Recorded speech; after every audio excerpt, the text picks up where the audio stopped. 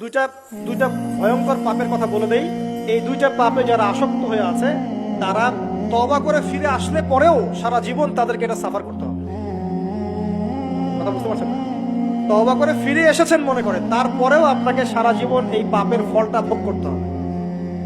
এক, মাদক দ্রব্য দীর্ঘদিন সেবন করেছেন, তওবা করেছেন, ফিরে এসেছেন, আল্লাহ হয়তো মাফ করে দিয়েছেন, আল্লাহ পাক মাফ করে দিয়েছেন, বাট আপনি আপনার দেহের যে ক্ষতিটা করে ফেলেছেন এটা পোষাতে পারবেন না। এক নাম্বার। দুই, তখন আপনি যদি বিয়ে করেন আপনি স্ত্রীকে সন্তুষ্ট করতে পারবেন না। হ্যাঁ।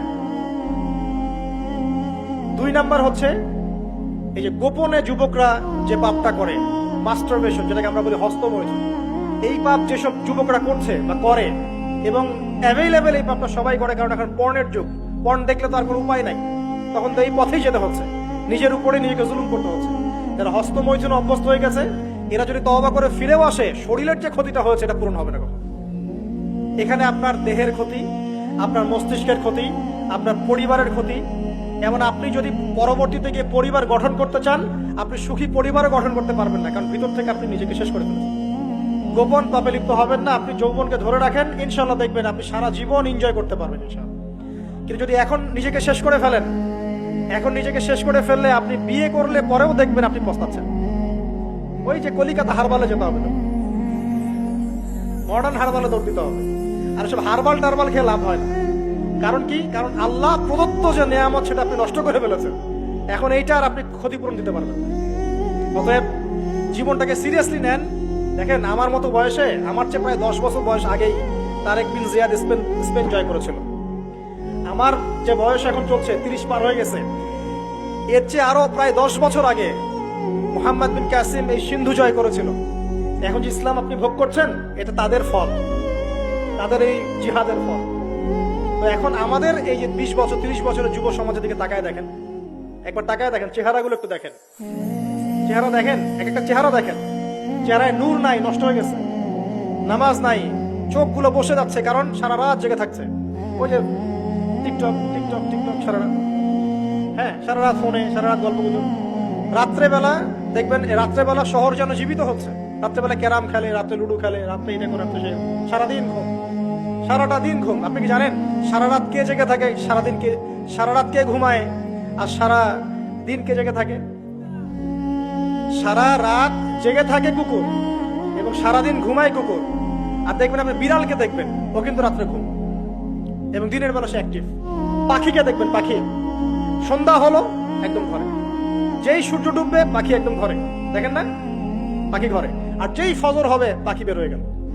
আর আল্লাহ রাসূল সাল্লাল্লাহু আলাইহি ওয়াসাল্লাম হয়তো বা এই কারণেই, আল্লাহ ভালো জানেন, তিনি বলেছেন এমন কিছু মানুষ জান্নাতে যাবে যাদের মনটা হবে পাখির মতো। সুবহানাল্লাহ। দেখেন পাখি কি করে, একদম সন্ধ্যা হলো ঘরে ঢুকে গেল, যেই ফজর হবে একদম ফজরের আগে আগে সে বের হয়ে গেল। তো পাখির মতো হওয়ার চেষ্টা করেন, পাখির মতো লাইফস্টাইলে আসেন, এবং সে সারাদিন পরিশ্রম করে রিজিকের জন্য, করে না? আল্লাহ পাক পাখিকে রিজিক দেন কি চাকরির মধ্য দিয়ে না ব্যবসার মধ্য দিয়ে? কিভাবে সে রিজিক পায়? তাওয়াক্কুল, তাওয়াক্কুল, আল্লাহর প্রতি তাওয়াক্কুল। আর তাওয়াক্কুল করে কি সে ঘরে বসে থাকে না রিজিক সার্চ করে, রিজিক তালাশ করে? আপনিও রিজিক তালাশ করেন, আল্লাহ পাক রিজিক দিবে ইনশাআল্লাহ। প্রিয় যুবক ভাইরা, আল্লাহর ওয়াস্তে তওবা করেন। যারা যারা মাদকদ্রব্যের সাথে সংশ্লিষ্ট আছেন বা থাকার সম্ভাবনাও ছিল, এ ধার কাছেও যাবেন না, ওয়াদা করছেন তো? এবং গোপন পাপে লিপ্ত হবেন না। মুসলিম তরুণ যুবকদেরকে উদ্দেশ্যে বলছি যে আপনারা কায়িক পরিশ্রম করেন, কায়িক পরিশ্রম করেন, 5 ওয়াক্ত সালাতটা আল্লাহর ওয়াস্তে নামাজে মসজিদে এসে পড়েন। বেশি কিছু করতে বলছি না ভাই, আমার কথা শোনেন, বেশি কিছু করতে বলছি না। আল্লাহর ওয়াস্তে 5 ওয়াক্ত নামাজটা মসজিদে পড়েন, পারবেন না? আচ্ছা, ডেইলি 10টা পৃষ্ঠা করে কোরআন তেলাওয়াত করেন, পারবেন?